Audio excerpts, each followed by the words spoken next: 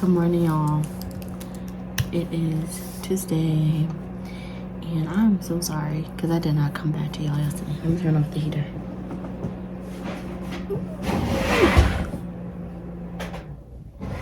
I did not come back to y'all yesterday to give you first dibs on what happened with the class, and it's almost 9 o'clock, y'all, and I'm still here working. Hear that? Holy Spirit woke me this morning, and I just had a bunch of stuff I had to get off my mind. And so I did that, and related to yesterday's class, which I'm gonna tell you about in a second. And then I've been working on the love life. We are kicking things off next week, and I've been sitting here with a ton of my notebooks, trying to get everything out of those pages and onto the computer. And I'm now in the middle of a whole new project that nobody asked me about, or told me about, I should say. But apparently it's happening. So, let me just I feel confident that I could talk to y'all and get this done. But as we know, I have not made good progress on that in the past. So let me just get this to a good place. Let me get what I need to get out of here. And then I will... What is going on?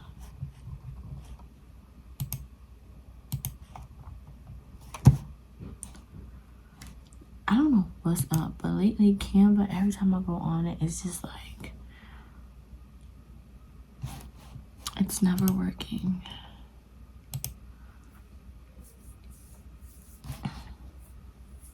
Let me tell you what I'm doing right now. One of my big goals this year is to publish my book, which is called Letters to My Sis. I think that's my first time talking about it, but that's supposed to happen this year in August. It will happen this year in August.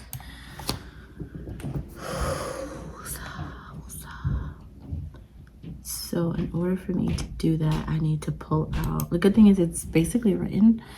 It's going to be all of the writings and things. Why? Let me. All of the writings and things that I have done over the past 2 years. Not all of them, but I'm going through them and deciding what goes on the blog, what goes in the book.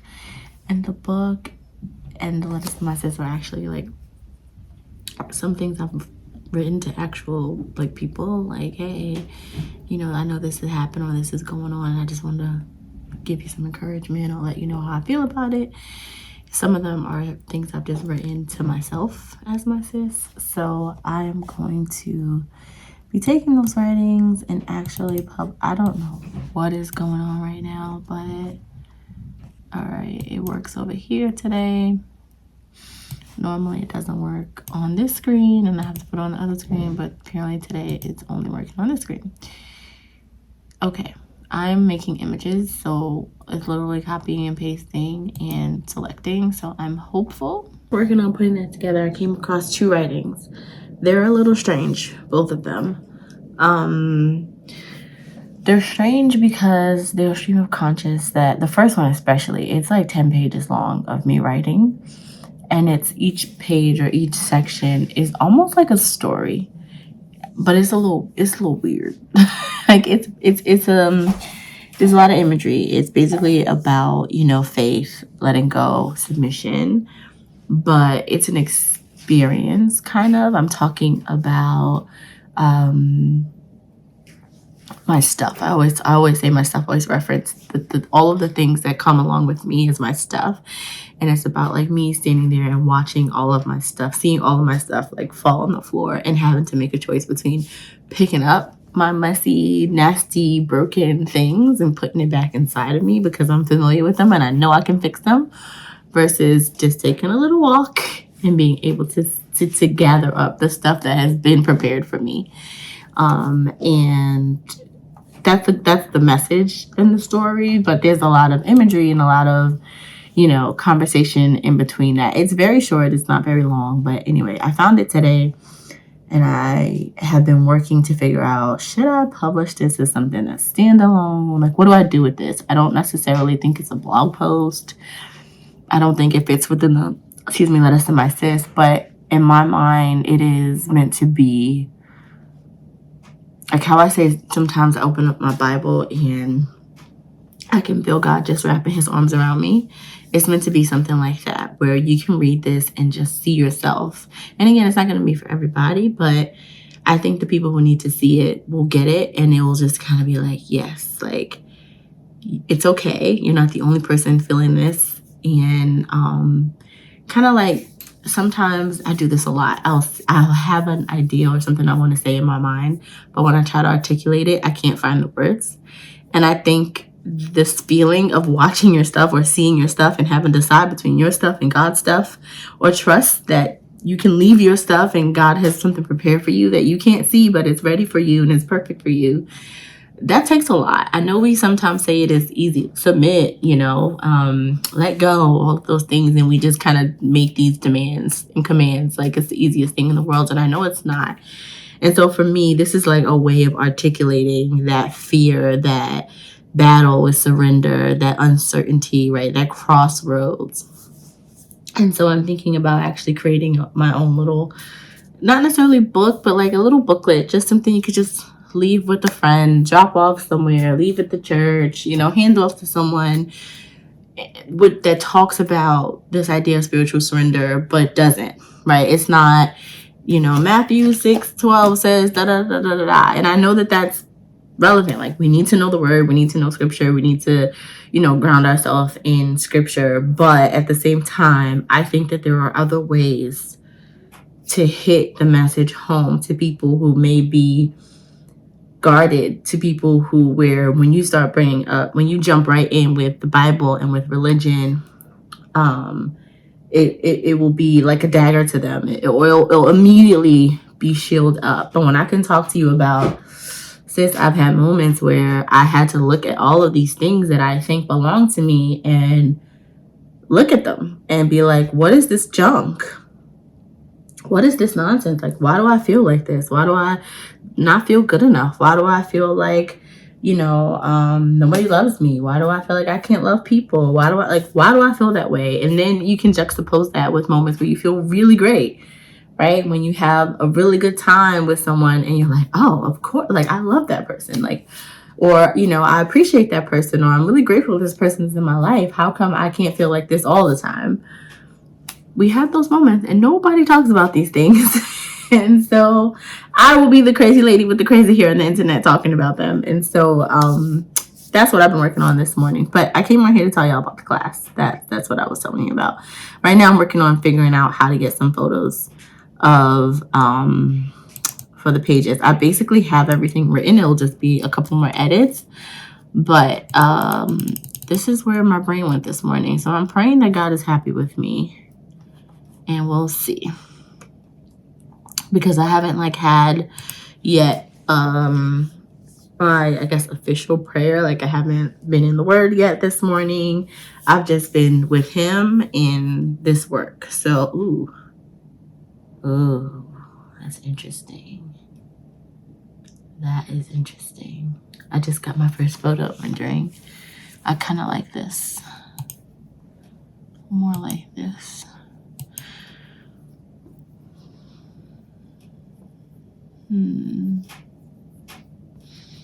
So yesterday's class, the biggest takeaway from yesterday's class is I'm glad that I made the decision to try it out. I'm glad I made the decision to move forward and give it a try. As always, I think I have learned that any experience that you partake in, at least for me, it's what you make of it.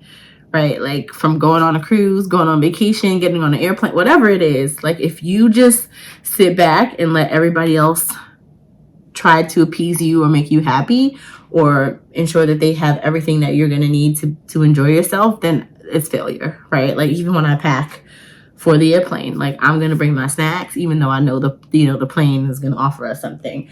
I'm going to bring games because I know ain't nothing at the airport for me to do. Right? I'm going to have things downloaded, even though Wi-Fi is usually available, because what if it's not? like, I know what I need to be in a good place. And so I'm not going to depend on anyone or anything to make sure that happens, right? I don't put my happiness in anyone's hands except for God.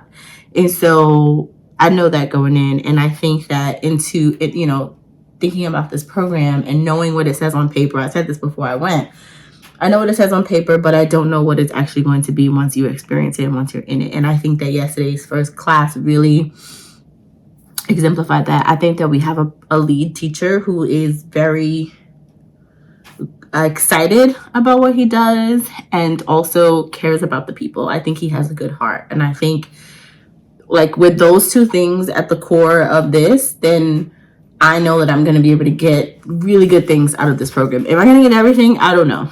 But I know that I will be able to get really good things as long as I show up, right? I have a habit of not pretending, but trying to be the smartest person in the room and not wanting to get help, not wanting to speak up, thinking I could do it on my own.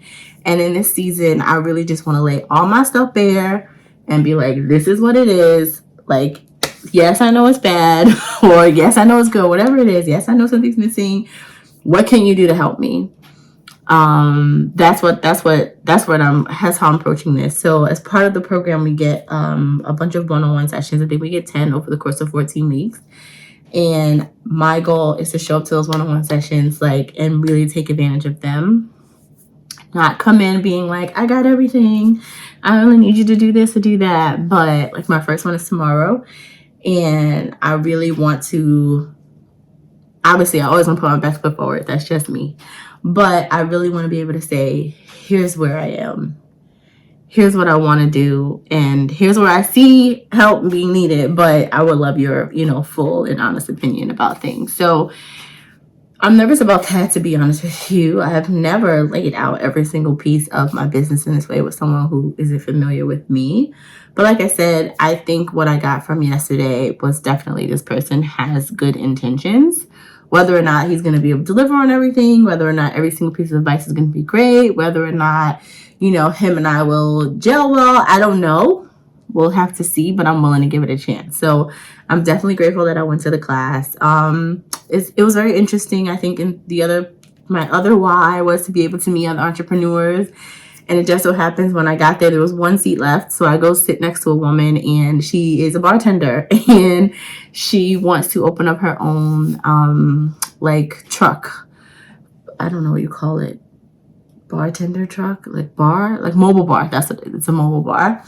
And you guys know, I think I've talked about one of my big goals is my company called Sips, which is to basically recreate the adult experience, the adult nightlife experience, where we can come together, socialize, not necessarily drink alcohol though.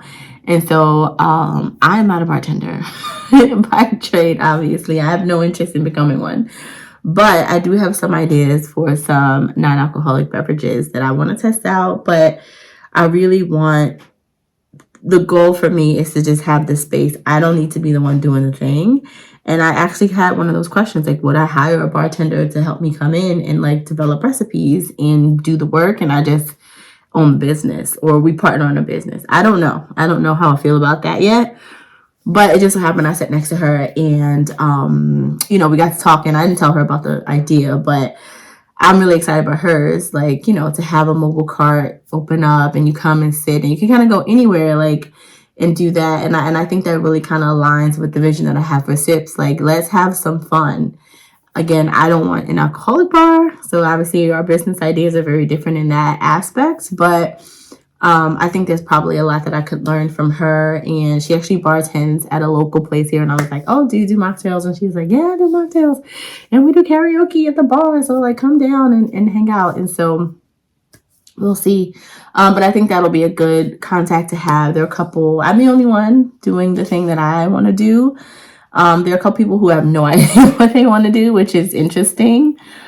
And then there are people who, have fully established businesses, but want to, get an understanding of or whatever. Then there are people who just have an idea and they want to build something. So I think everybody's in a different place, which is really cool. And everybody is talkative and seemingly, interesting. And I think it'll be fun and good to make some connections in the class. So I'm excited about that. I really do think that this is a good bunch. I felt comfortable. I didn't feel nervous. I wasn't like the only Black woman in the class, which was really good. I think it's a pretty diverse class. There are older people, there are younger people, there are Black people, there are white people, and I'm sure other mixes in between, but I really liked that it was a pretty diverse class. Our instructor, 2 men. I don't think, been in a class outside of college, obviously, where I've had men teaching me something in a very long time. So that should be interesting. Also, there's a component that apparently is only added for our location, which is about personal finances. And so there is a second instructor that is there to help us kind of manage our personal, which I think is an interesting take, right? We focus on the business and we focus on making sure your business is profitable or your business, is lined up properly. But how you manage your personal finances is also, I think, it's a huge drive and it could have a huge impact on how you run your business. But I think also just, again, another example of why I think the guy has a good heart. Like, I want you to be good. Like, that's what that says to me. Forget, like, yes, run your business, do a business, start a business, whatever. But, like, I care about you as a person and I want you to be good as well. And I think this is a good resource for you, especially knowing who generally comes to the class and a lot of the struggles that they have. So I really appreciated that being incorporated, and it seems like something that he advocated for. So again, we get one-on-one sessions with him as well, and I'm excited to take advantage of those. That's something, though, I do want to make sure, like, I talk to my husband about, because we'd be talking about, like, I don't have personal finances. I have me and my husband's finances are one. And so I want to make sure that, one, he's comfortable with that. Two, whatever questions we both have or things we want to address, like, that we have that time to share. So, yeah, I think overall it was a good experience. What was my third thing? I think, in terms of the business acumen and actual understanding, I do believe that the person is a business owner, which I think is really cool. He's actually had a local business here for about 30 years, which is really good, I think, to know Delaware, to know the different areas, to know what's happening around. He seems very knowledgeable in that aspect, which I'm not. So I'm very interested in being able to pick his brain about things. And he seemed to be just really open and helpful. Like I said, I think it'll be what you make of it. If you want to sit back in the class, just show up at the sessions, do bare minimum, you could do that.